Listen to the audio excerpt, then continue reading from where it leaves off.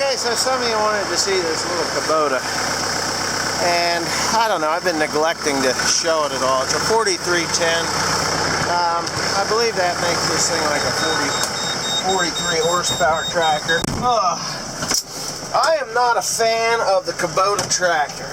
I find them to be rather cheaply made. At least this one is. Oh, sorry about that. Cheaply made and just not practical for farming use. Maybe if you are a horse farmer or whatever and you just need to pull a shit spreader or a couple bales of hay, fine. But for me, it's too small. This is a hydrostatic model. That's fine and everything, and you're going to see what I'm doing with this, and this is probably going to be a multi-part series because my skid steer got struck by lightning and fried the controls on it, which really annoyed the shit out of me because it's an expensive repair no matter how you slice it or dice it. It's not cheap. So, anyway, I got the 4230 and I got my little Kubota here, and that skid steer is 11,000 pounds empty, dry, however you want to slice and dice it. But I got my cable system right here, and what we're going to do is actually use the cables and put this thing up on this trailer so I can take it to have it repaired. Now let me get these guys straightened out here a little bit before we get too into it, and you'll see me do this, probably in fast motion. Hold on.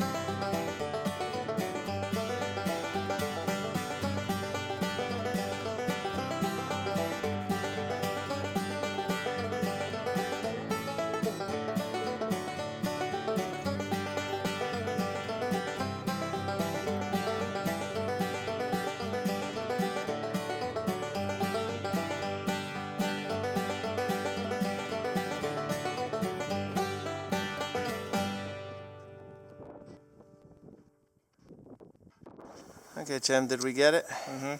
Okay, so here it is. Alright, I'm going to explain to you why we did drag this thing up on here.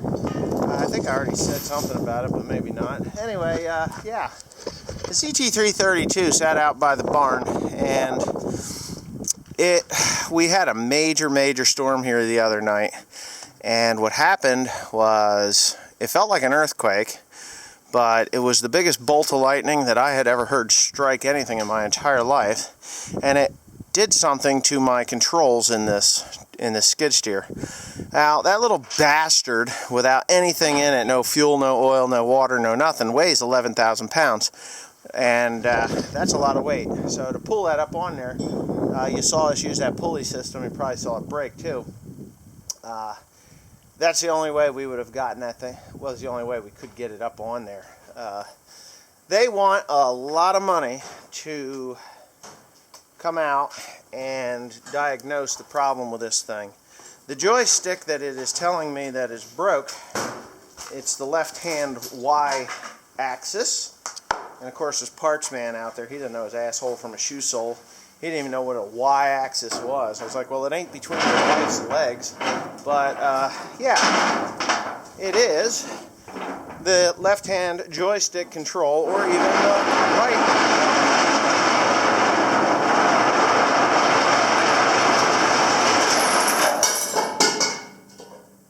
He just broke his brand new aluminum rim. That was the end of that now, wasn't it? I bet it broke it too. Them aluminum rims are designed to shatter. Huh? Yeah, on the lip, I bet. Anyway, getting back to this thing. It just destroyed it. I mean, it won't move. I got it to move from the barn to where the truck is, and then it completely stopped. So something with that Y-axis is bad. And it was from, the only thing I can say is it's from that lightning strike, because we were using it the day before. Didn't have a lick of trouble with it at all.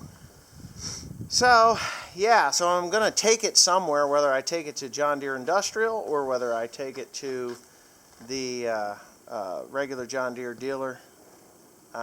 That's why it's up on that trailer.